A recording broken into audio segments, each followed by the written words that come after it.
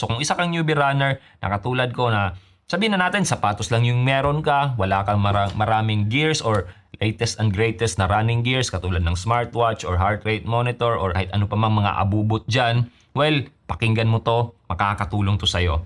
Unang-una, hindi kailangang pacing at distance yung magiging basihan mo sa mga training mo. Uy, by the way, nakalimutan ko.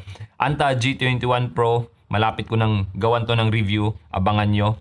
Bale, around 30 kilometers na ako dito. Hopefully, by 50 kilometers, magagawan ko na siya ng review. So anyway, balik tayo. Itong dalawang bagay na instead of distance, instead of pacing, itong dalawang bagay ang dapat mong pagbasihan sa mga training mo. Una is yung oras. So for me, personally, nung nagsimula ako, around 1 hour talaga yung pinaka-minimum ko. So magtatanong kayo dyan, bakit 1 hour? Bakit ang bilis mong nag-jump? So basically kasi, meron na akong history of walking since 2022. So confident enough ako na kayang-kaya ng katawan ko. So, hindi na ako problema kahit isang oras pa yan na easy run. Kasi sa walking ko personally, 3 oras yung maximum ko sa iisang araw para ma-hit ko yung 16K steps na sinabi ko dati sa mga iilang videos ko. Pero kung ikaw talagang sedentary yung lifestyle mo, wag mong pilitin yung isang oras na minimum. Siguro around 10 minutes lang muna, tapos increase mo to 15 minutes, 20 minutes, hanggang 30 minutes. So wag mong pilitin na agad-agad mag 1 hour. Habaan mo as the time goes by. Yung frequency naman ng training, wag mo na yung itulad sa iba or katulad ko na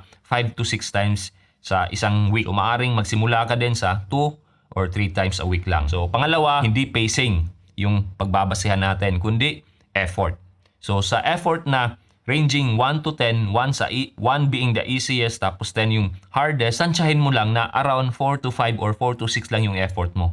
Hindi ka maghahabol sa hininga mo, makakapagsalita ka pa ng straight. Most of us, wala namang heart rate monitor or wala namang smartwatch na makapagbibigay sa'yo ng heart rate mo or heart rate zone mo na dapat zone 2 lang or low heart rate lang na limit, so tansyahan lang. Actually, meron akong nakitang coach na sabi niya, kung wala kang heart rate monitor, pwede mong tansyahin na nasa zone 2 ka pa lang or zone 2 ka pa rin kung yung mga easy run mo, kaya mong mag-step ng around 6 steps na hindi humihinga. So yun nga, hindi pacing kundi effort. So yung dalawa, uulitin ko lang, time-based training saka effort-based. So yun dalawa yung makakatulong sa'yo para mag-improve ka as a beginner runner.